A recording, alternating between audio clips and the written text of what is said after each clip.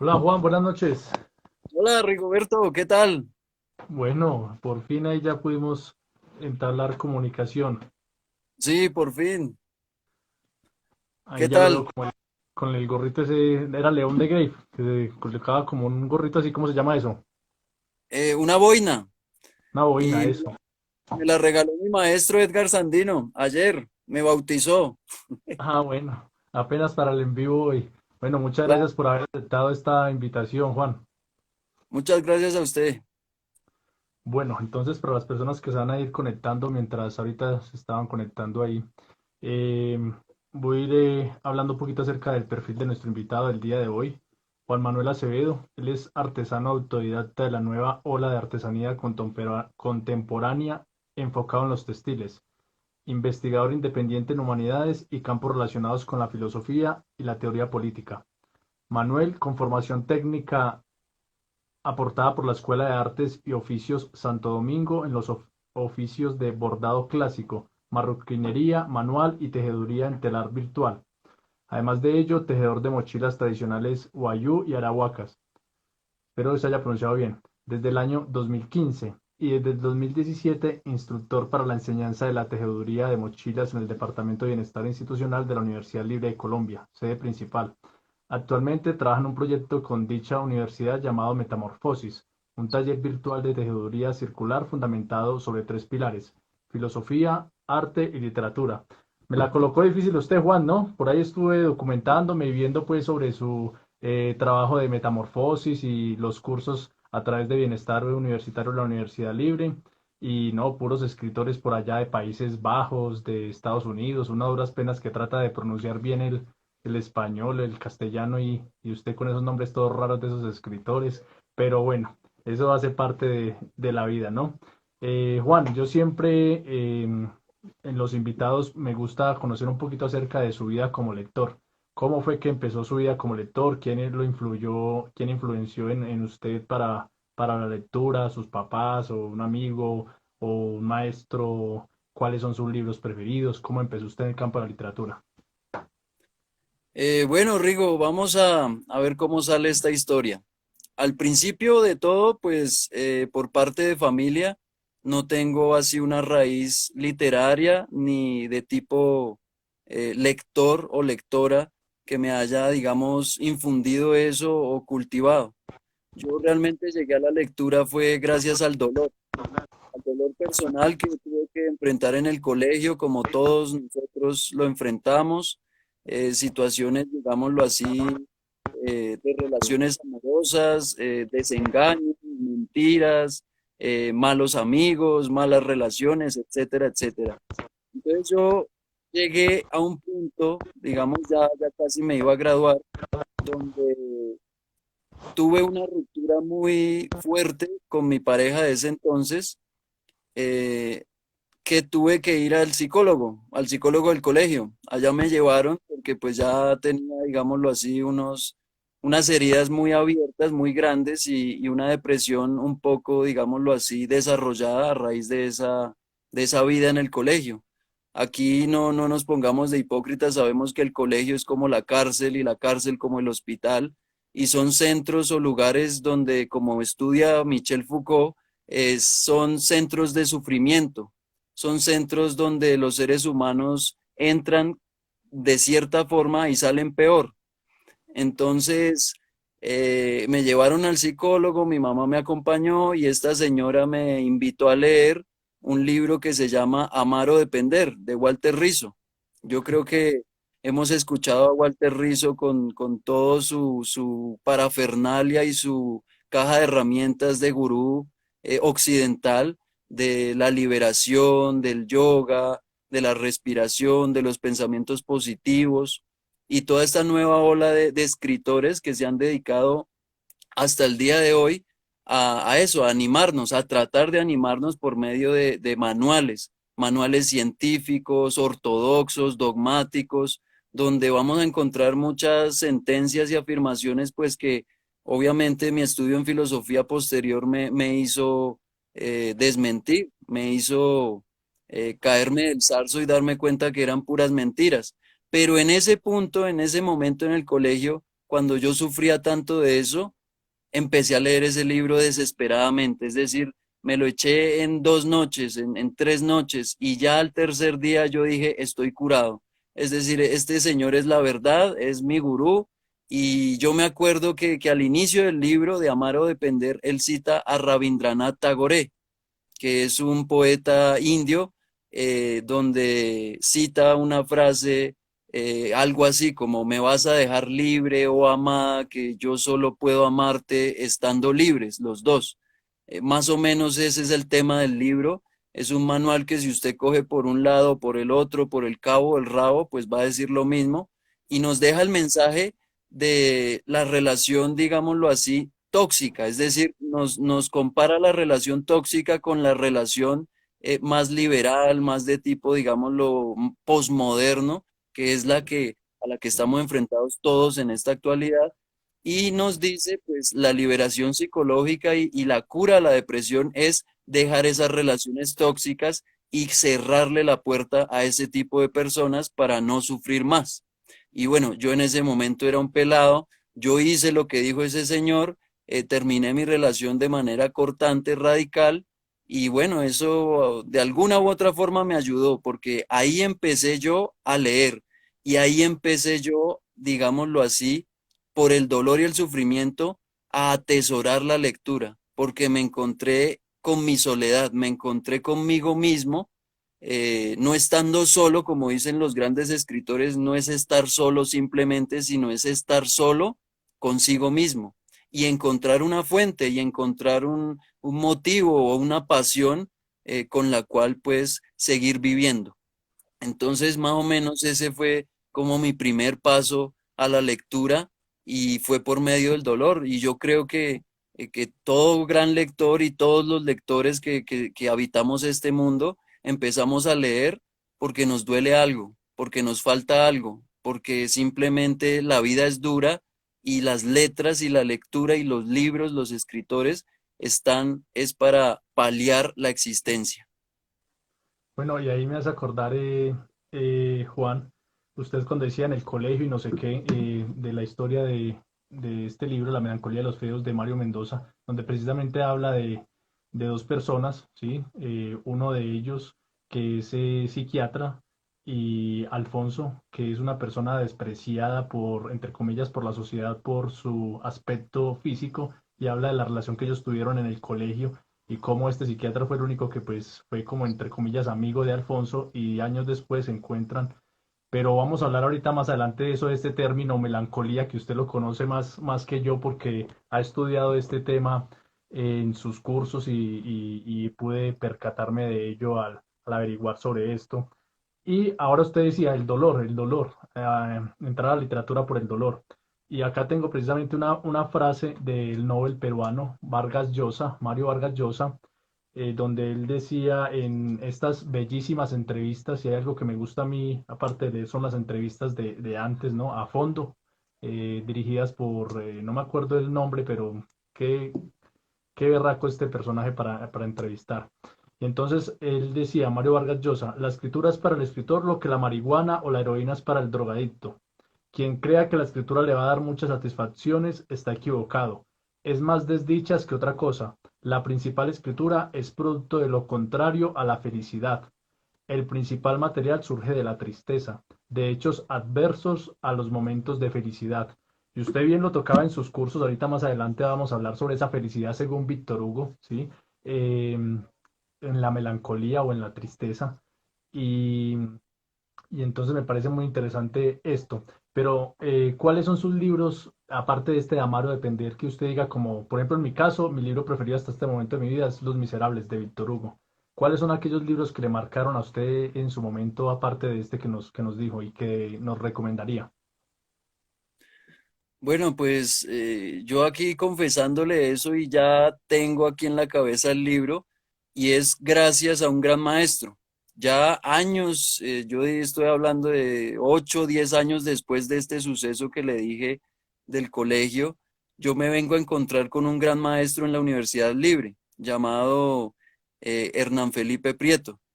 Y este personaje, este gran personaje, porque si usted lo conoce es un hombre montaña, es gigante e imponente, sin irlo a, a caricaturizar. Él nos enseñó algo a los que estudiábamos filosofía, porque él es profesor de derecho. Él introduce a los de primer año en filosofía y ética y el mensaje de él es, por así decirlo, a los que estudian derecho, nunca estudien filosofía. Eso para no, digámoslo así, chorrear o dañar la filosofía misma. Él tiene un pensamiento bien complejo, pero lo que él nos hizo a nosotros los que estudiamos en filosofía fue un curso de 5 años de teoría política y se tomó 5 años para podernos, digámoslo así, llevar de la mano por las páginas de Hannah Arendt y estoy hablando de la condición humana. Yo personalmente recomendaría ese libro porque es el primero que me aparece en la mente cuando usted me preguntó eso y es que ese libro cambia vidas. Me la cambió a mí, se la cambió a mi mejor amigo y no sé a quién más porque pues el curso era bien frecuentado, pero yo creo que sentimos eso los que estuvimos ahí esos 5 años esperando eso hasta que por fin al final nos dio la guía y nos paseó como pasea un guía de museo a todo su séquito mostrándonos las pinturas, mostrándonos las esculturas, los detalles, los nombres, las fechas, cada detalle al mínimo también al macro, que fue para mí pues toda una revelación. Por eso yo le digo en mi perfil filosofía y teoría política, más teoría política que filosofía porque pues ya hablaremos si se da el espacio de eso más adelante, pero es ese, la condición humana de Hannah Arendt. Bueno, listo. Me dio risa cuando usted mencionó al escritor de Amar o Depender, Walter Rizzo, ¿no? Porque suele ser, por ejemplo, ser llamado a estos escritores como por ejemplo Paulo Coelho, ¿no? Que siempre hacen memes con ellos y como, ay, es que esa lectura, como lo obvio, y me dio risa, no porque me esté mofando, pues en el sentido como que despreciar, sino porque como lo ve la sociedad y de hecho a mí Paulo Coelho me gusta bastante sus libros, El Alquimista, su obra más conocidas. Y a pesar de que son como letras que uno podría decir como obvias o la gente las trata de obvias, son mensajes que van directo a lo que es la vida y analizar la vida. Listo, Juan, vamos a empezar por su experiencia de la Sierra Nevada de Santa Marta. Háblenos por favor acerca de ello. Pero me viene esto a la mente en este momento. Usted habla mucho del maestro Sandino, ¿sí? Y usted que ha tenido la oportunidad de estar al lado de este escritor y este personaje público a nivel Colombia y que ha aportado mucho a la cultura, si usted pudiera resumir como alguna enseñanza, algo que usted pueda ver como el reflejo de él como artista, ¿qué sería? Listo, Rigo, solo quería hacerle un apunte cuando usted citó a Vargas Llosa, y es que me trae el tema a flor de piel porque cuando él compara la escritura con la droga, yo le respondería que Walter Rizzo es como la primera dosis que uno se mete cuando empieza a probar droga, es decir, esa primera dosis no nos va a hacer nada, esa primera dosis es una cáscara, y después de esa primera dosis uno va a encontrar o va a querer algo más fuerte, y es cuando Walter Rizzo nos sirve de cáscara para poder romper ese cerco, ese umbral, y ahí sí entrar de lleno en la lectura pesada, profunda y tal vez oscura, donde nos vamos a tener a nosotros mismos en un camino solitario, como también Federico Nietzsche pues nos cuenta en su filosofía. Y bueno, eso sería más que todo. Ahora hablando del maestro Edgar Sandino, yo qué tengo que decir de él, o sea, todo lo que yo hable de poesía, todo lo que tenga que ver con la poética, con mis poetas preferidos, con la poca cultura que he aprendido acerca de Colombia y sus poetas ha sido gracias a él. Él, digámoslo así, lo conozco hace 3 o 4 años. La relación con él pues fue muy bonita porque lo conocí dando clases de ballet y danza moderna, donde él en su vida como profesional desarrolló una técnica propia llamada el Moballet, que es una mezcla entre la danza clásica y la danza moderna. Bueno, eso él lo puede explicar mucho mejor, pero y si a futuro usted lo pudiera entrevistar sería genial. Qué curioso, Juana, eso le iba a decir, porque justo por esos días yo estaba escribiéndole a varias personas que tienen que ver con el mundo del ballet, e inclusive le escribí a uno que es, no me acuerdo, creo que es Fernando, que se llama, que está en Inglaterra y fue como, es bien famoso, según lo que he visto en Instagram y todo, solo que no me ha respondido, y fue como, bailó, presentó en un teatro muy importante por allá en Londres. Y justo yo quería como entrevistar o tertuliar con alguien que tuviera que ver con la parte de ballet y qué bueno que usted me hace referencia para más adelante si da la oportunidad poder tenerlo aquí.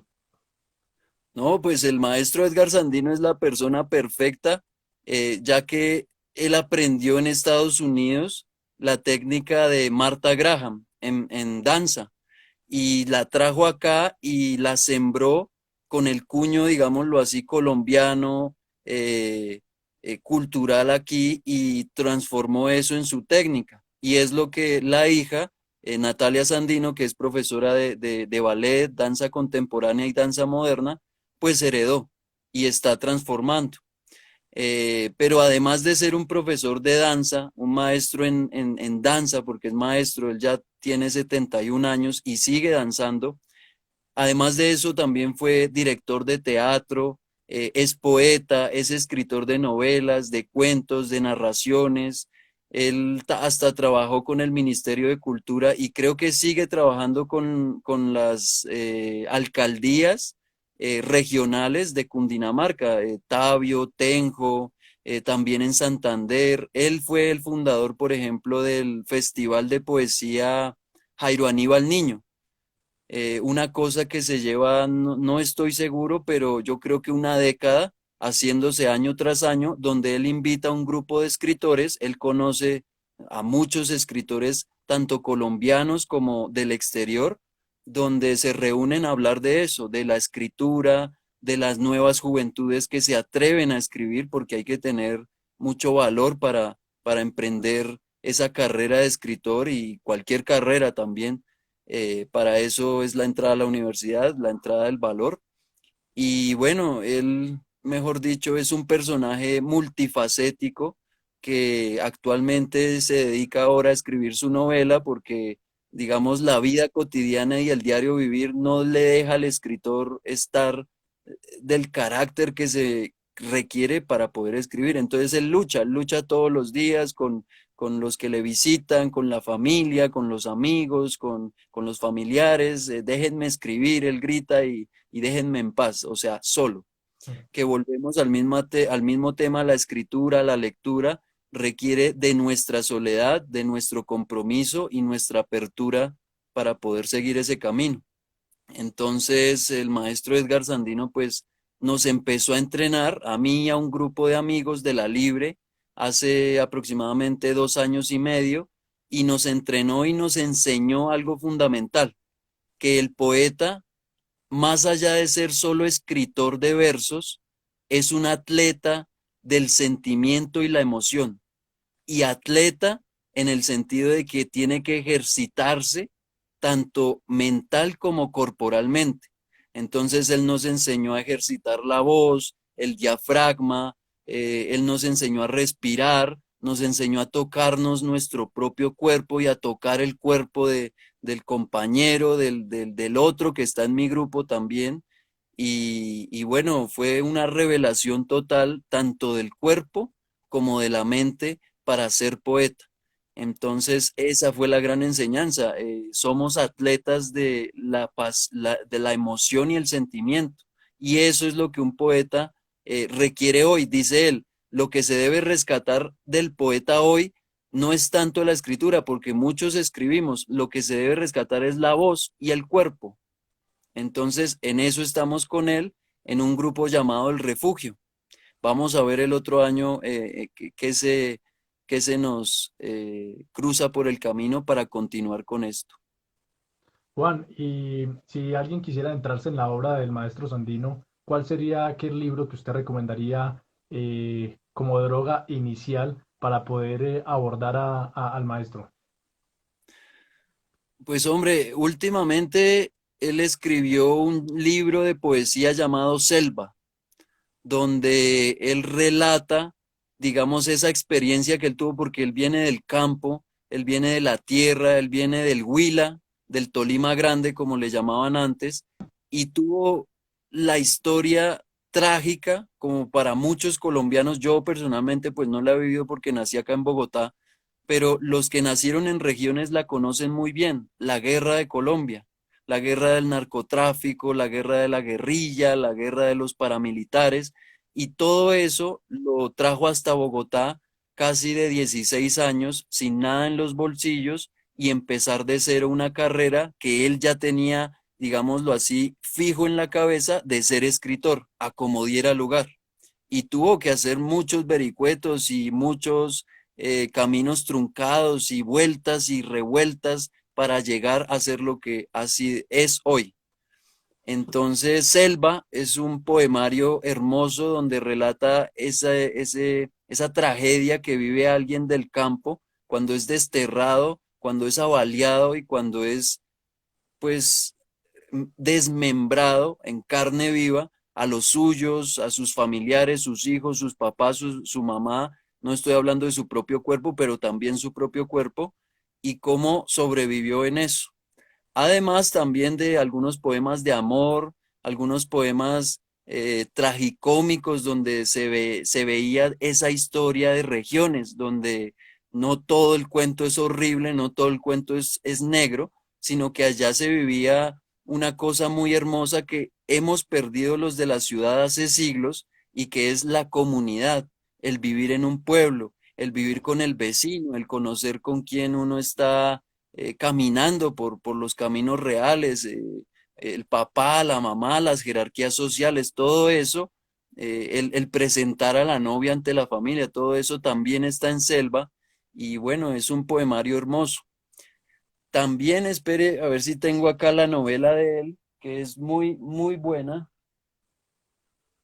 Yo Así sí la estaba yo ahorita encuentro. buscando acá cuando usted hablaba de algo de la condición humana de un libro. Tengo un libro que es verdecito que precisamente se llama La condición humana y no sé si es del mismo autor que usted estaba, algo así con condición humana.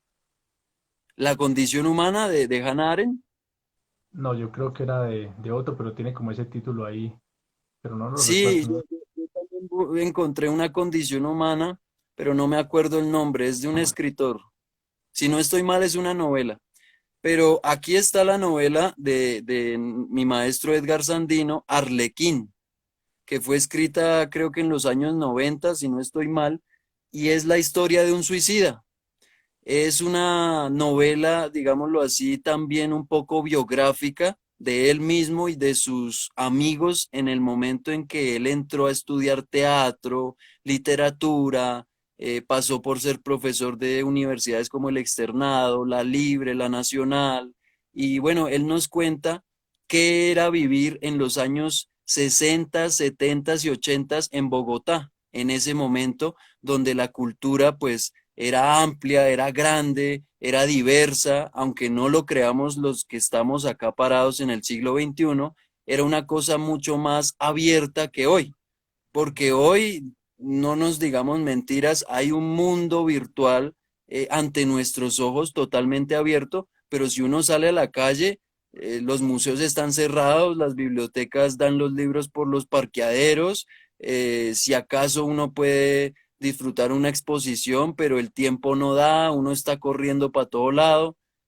O sea, la cultura, para mí, en lo personal, ¿no? Históricamente se ha venido cerrando a medida que el mundo virtual se va ampliando. Pero bueno, esta novela nos cuenta qué era vivir en la Bogotá de esa época y, y qué era ser escritor y poeta en ese momento, también, digámoslo así, socialmente, digamos, como godo y también restringido, porque es que al poeta se le trataba de mechudo, de marihuanero, de hippie, del raro. Entonces los estigmas sociales eran muy fuertes, pero estos señores la sacaron del estadio y sacaron la cara por la generación. Y es algo que yo le agradezco a mi maestro Edgar Sandino por enseñarnos. Bueno, qué bueno. Después de este reconocimiento, ahorita sí, Juan, hablemos acerca de la experiencia suya por la Sierra Nevada de Santa Marta. Listo. Bueno, esa experiencia yo quisiera enmarcarla o iniciar mi cuento citando a Michel Tournier, que es un escritor francés, en su libro, porque pues ha sido el único que me he leído, Viernes o los limbos del Pacífico. En ese libro, y de pronto si uno ve algunas entrevistas o algunos ensayos de este gran escritor, nos daremos cuenta que él nos deja el mensaje de que viajar corporalmente no es tan necesario cuando uno tiene libros. Cuando uno es lector, uno puede viajar desde su propio escritorio. Es decir, los viajes mentales, y volvemos a lo mismo digamos, los libros pueden ser como las drogas, y es algo que a mí me interesa mucho y me apasiona ese tema, y es que ese libro, Viernes o los Limbos del Pacífico, es un viaje literario, es un viaje que se hace con las palabras, con las letras, con las frases, con el pensamiento. Entonces, también en filosofía nosotros, digamos los que estudiamos eso, entendemos que no tenemos que salir, comprar unos tiquetes, volar en un avión, hacer una caminata interminable corporalmente para sentir que viajamos. Viajamos también con el pensamiento. Y yo en lo personal pues no he pisado la Sierra Nevada de Santa Marta, pero este año que pasó, el 2020, yo me hice una promesa de que algún día pisaré allá esa sierra, pero si no es el caso y como cerraron todo por la pandemia, pues me tocó hacerlo mentalmente. Y eso es lo que he venido yo a explicarles acá con esta cita de Michel Tournier sin quererlo, porque yo no es que haya planeado ese, digamos, estudio de esos libros y esos autores, sino que la cosa se fue dando, pero pues tuve que darle, digámoslo así, dirección a ese pensamiento y enfocar las cosas.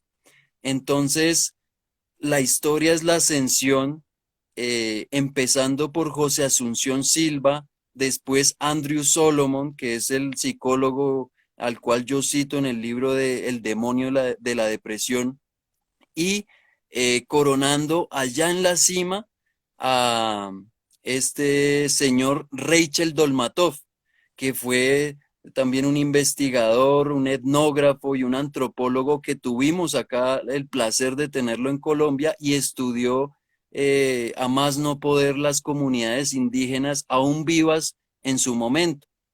Y entonces esa ascensión yo la tomé, digámoslo así, metafóricamente con ese recorrido.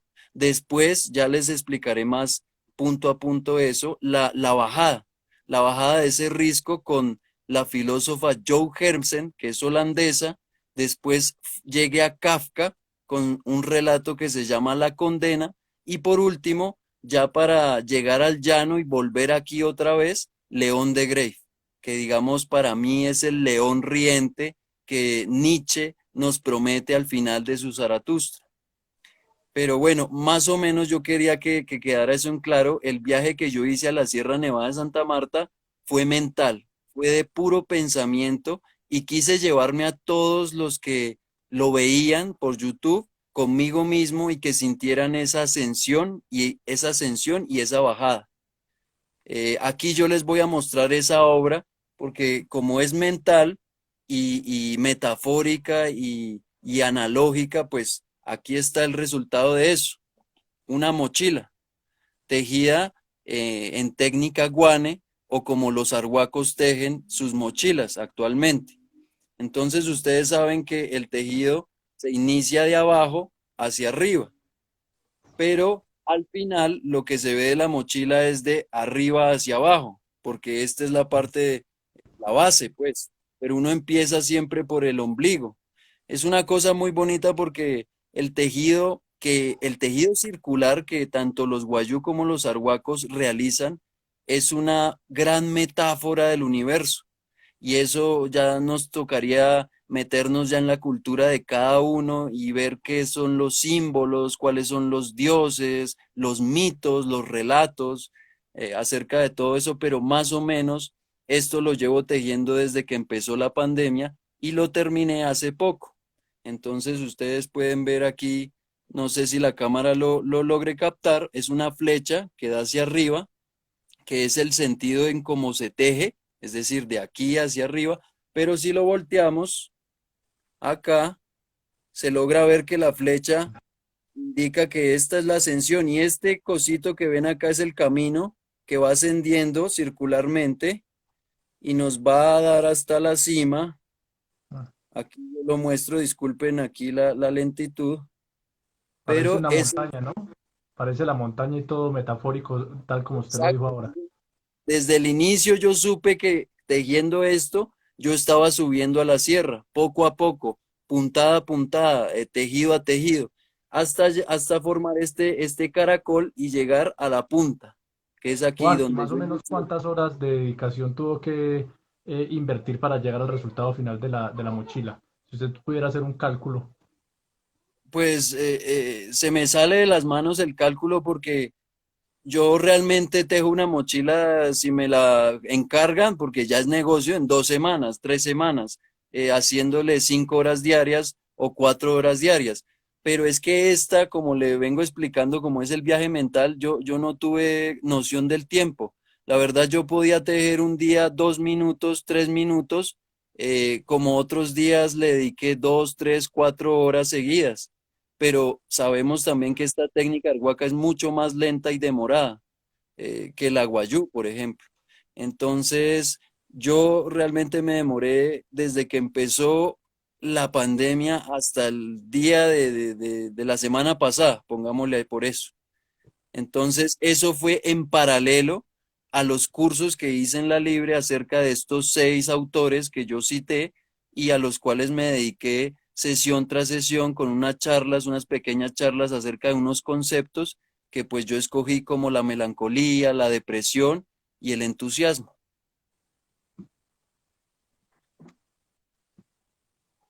Bueno, evidentemente, pues todo metafóricamente y expresado o explicado de esa manera como usted lo hizo hace poco, pues hace que uno pueda tener ese viaje, ¿no? Yo fui pensando en la medida que usted dijo, por aquí empieza uno, va subiendo y vuelve a descender y me imaginé a los 6 escritores en el transcurso de toda esta parte de metamorfosis, como es el proyecto que usted ha denominado.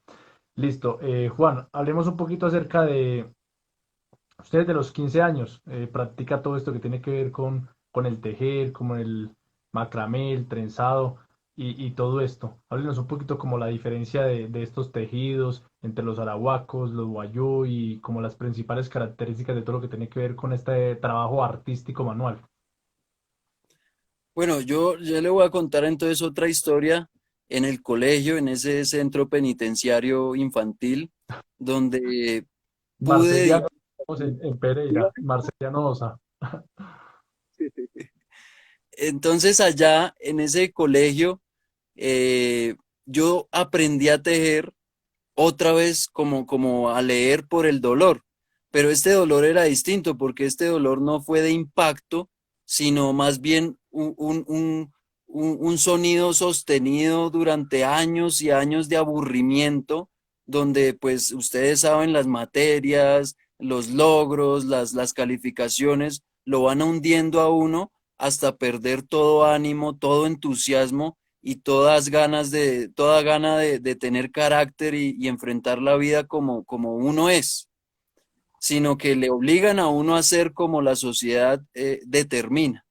Entonces yo me vi envuelto más o menos en noveno, en décimo, no, fue en octavo, mentiras, octavo, noveno, con un compañero que llegó con la moda de tejer macramé. Y ese tejer macramé que me enseñó después de yo rogarle un mes, 2 meses, porque él decía, no, esto es bien caleto, esto no se lo enseño a nadie, esto me lo enseñó un hippie en el mercado de las pulgas. Y yo le dije, enséñeme, enséñeme, me atrajeron los colores, me atrajeron las líneas, los paralelos, las simetrías. Entonces yo dije, pero ¿cómo se hace eso, hermano? Yo estoy aburrido de todo esto, hágame el favor. Hasta que un día, pues, se sentó conmigo una tarde, 2 tardes, 3 tardes y me enseñó lo que él aprendió de otro. Y esa vaina se hereda, se pasa como un testigo en las Olimpiadas y va pasando y va cambiando, pues, obviamente por eso, porque uno es diferente. Y ahí entonces me di cuenta que yo quería era tejer. Yo no quería ver matemáticas y a mí me empezaron a decomisar, como ellos decían, como si fuera una cárcel, a decomisar los hilos, a decomisar las agujas, etcétera, etcétera. Y entonces ahí nació la resistencia, como dice Sábato, ahí nació mi sentimiento de no dejarme de los profesores y tejer a escondidas, así sea debajo del pupitre, mientras hacía que yo estudiaba matemática o álgebra, etcétera, etcétera. Y ahí aprendí lo que es la técnica del macramé, que es una técnica a base de nudos. Lo que yo sé de eso es que vino de Oriente lejano, por allá en la antigüedad, los persas, Mesopotamia, en Babilonia, si se quiere, si uno cree en la ciudad de Babilonia, allá ellos tejían esa técnica y fue corriendo hacia Occidente.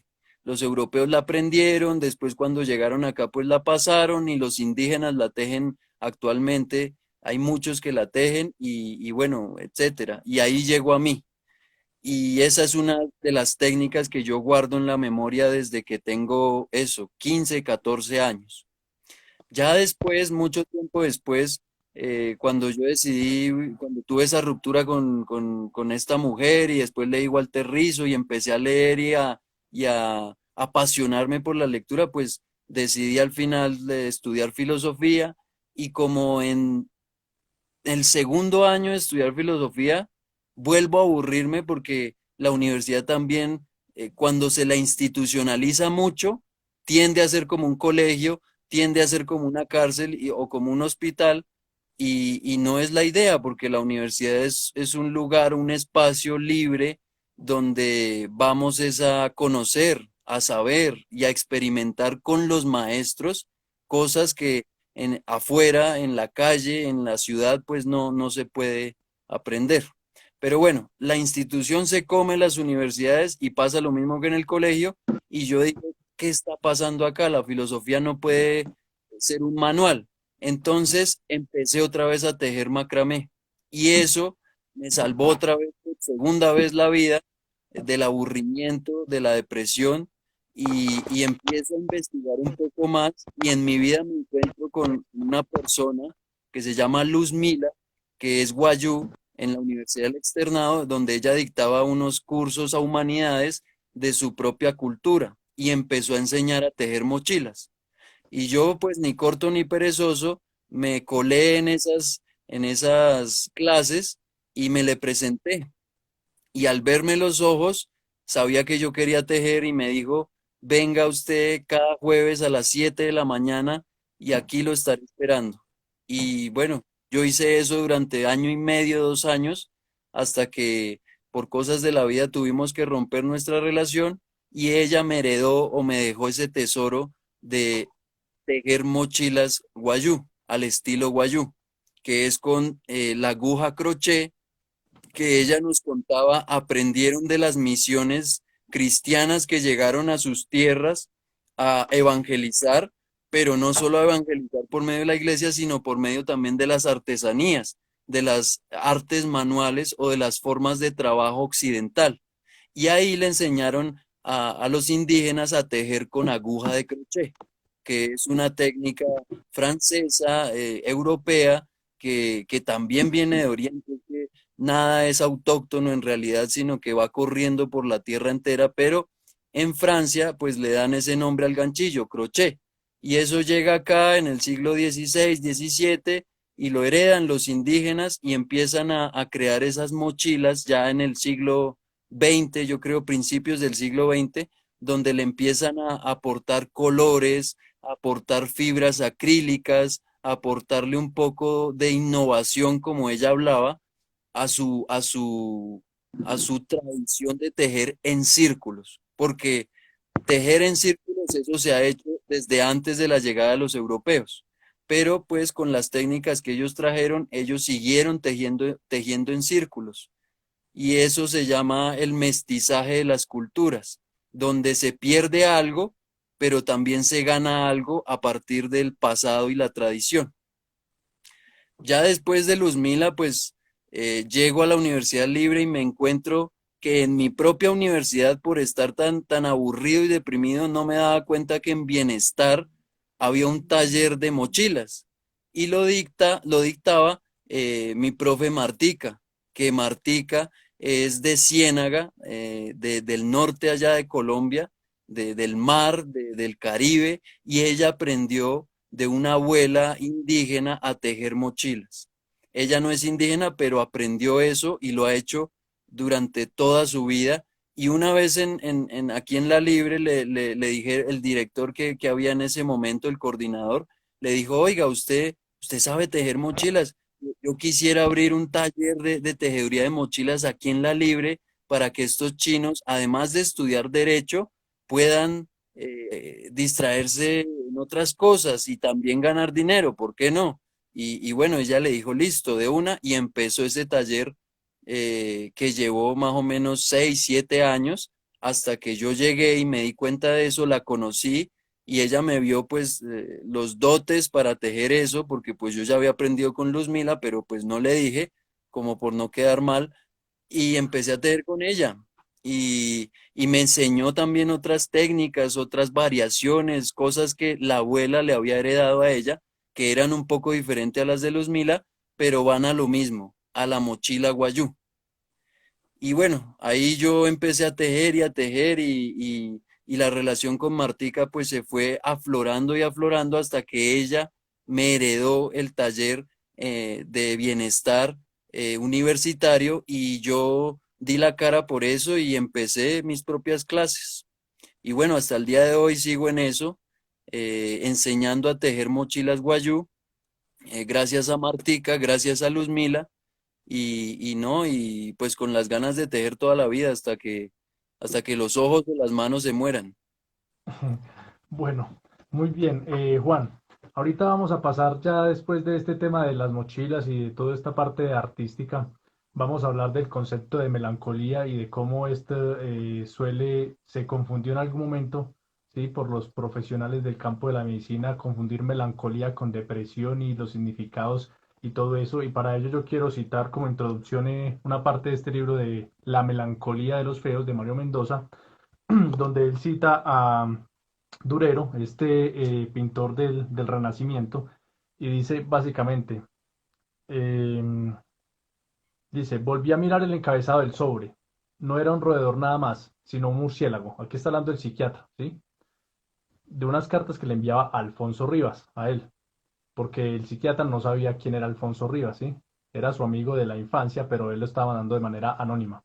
Dice, no era un roedor nada más, sino un murciélago que desplegaba sus alas para mostrarnos la palabra clave, melancolía. Claro, los hijos de Saturno, la bilis negra, que contamina a algunos hasta destruirlos por completo.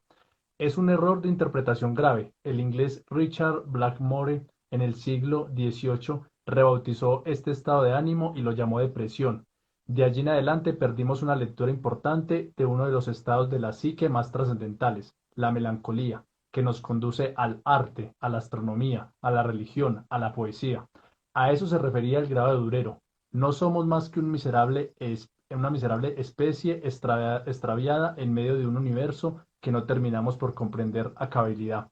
Entonces, háblenos de esto, de la diferencia entre melancolía, depresión, de este tema del cisne que usted cita en sus cursos y de lo que es la melancolía, la alegría de estar triste, como decía Víctor Hugo. Listo. Bueno, para empezar eso, yo quisiera, pues, o sea, con esa cita yo creo, yo tengo que leerme ese libro, usted me lo pasará ahorita en la noche y yo lo buscaré. ¿Por qué? Porque le atina a decir algo fundamental, y es que la melancolía en un momento dado en la historia que podemos datar así a rajatabla el siglo XIX, fue cuando digámoslo así, se cogió ese concepto, esa noción de melancolía que era la fuente y digamos el pozo fundamental donde los artistas cogían esa vis, esa pasión y esa inspiración para poder crear sus obras y la volvieron una noción clínica, un concepto científico, un concepto positivo y un concepto también controlador, como Michel Foucault también lo estudia en sus obras, en sus cursos, y nos dice, la melancolía pasó, por así decirlo, yo lo digo acá personalmente, la melancolía pasó como de anidar en las calles con la gente del común,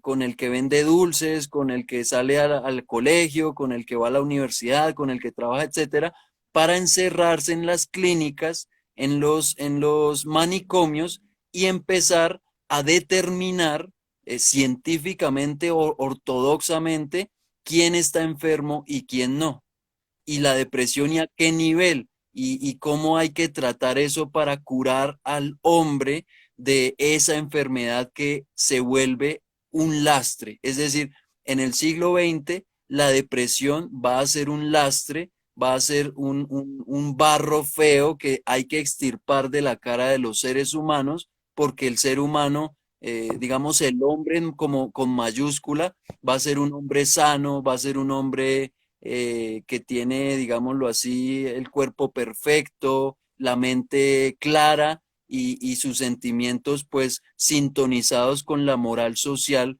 que se requiera para determinado momento. Y entonces en esa búsqueda positiva del hombre con mayúscula, pues la melancolía no puede servirnos como fuente de inspiración para el arte, para la arquitectura, para para el proyecto pues de ser un gran ser humano, sino que hay que tajarle, quitarle la cabeza como hicieron en la Revolución Francesa y poner sobre eso una lápida, es decir, una gran inscripción donde nos digan nunca más pisaremos o beberemos de esta fuente. Y así, más o menos con ese cuentico que les acabo de echar, es que la melancolía termina siendo depresión y esa depresión va a determinar quién está enfermo y quién no. Pero entonces Andrew Solomon, que es, digamos, el autor con el cual yo me defiendo en ese tema, él que es venido, digamos, de la Universidad de Yale y es profesor en psicología y psiquiatría de estos conceptos, él nos dice, con la melancolía y la tristeza, esos sentimientos que antes eran potencias humanas y que hoy vienen a ser enfermedades serias, o sea, porque él está en la mitad, él no está diciendo que la depresión miente y que solo es para controlar a los seres humanos, ni tampoco se va porque por la melancolía es la fuente de todas las artes y entonces hay que estar triste para poder crear algo. No, sino que las dos tienen algo de verdad y en medio de esas dos es que voy a buscar los problemas a los cuales nos vamos a enfrentar en el siglo XXI. Que es, digamos, lo más angustiante porque, digamos, el siglo XX ya pasó y fue un siglo a blanco y negro, la primera mitad al menos. La segunda llegó el color, llegó la alegría, llegó el desparpajo, el consumismo, las multinacionales, pero es algo que él, digamos, se pregunta por qué seguimos tan tristes. Y no solo tristes, porque ojalá fuera tristes como Víctor Hugo, que él se ponía triste y empezaba a escribir un poema. No, nosotros nos deprimimos y lo primero que hacemos es prender el celular para ver algo que nos olvide de eso, que nos olvide de nosotros mismos, que nos olvide de nuestras familias, nuestros problemas, nuestros seres amados, nuestros dolores.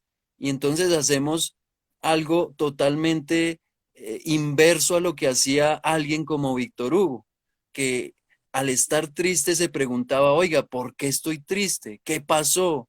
¿Qué ha pasado todos estos años? ¿Cuál ha sido mi historia? ¿Hasta dónde tengo que llegar para yo poder comprender lo que me está pasando? En cambio, hoy lo que menos queremos saber es lo que nos está pasando y quiénes somos, ¿no? Lo que nos interesa es olvidarnos de eso por cualquier medio. Y pues la Internet, además de ser un mundo abierto, se presta para eso y nos prestamos para eso. Entonces, en resumidas cuentas, eh, Joe Hermsen, que es la filósofa a la cual yo tomo después de Andrew Solomon, nos dice, hay que diferenciar la melancolía, esa que era la visa artística y que hoy sigue siendo útil para todo aquel que se pretenda escribir, pretenda pintar, pretenda hacer algo en arte o en filosofía o en humanidades o en historia, lo que sea, de la depresión clínica, que ya es la condición, digamos, del enfermo mental que adquiere cierto nivel y donde, pues, como dice Andrew Solomon, hay que medicarlo, hay que drogarlo, pero no solo eso, sino que hay que llevarlo a un estadio de comprensión donde él pueda, en su soledad, pues ser consciente de eso, si no, pues ya sabemos lo que pasa, al manicomio directamente.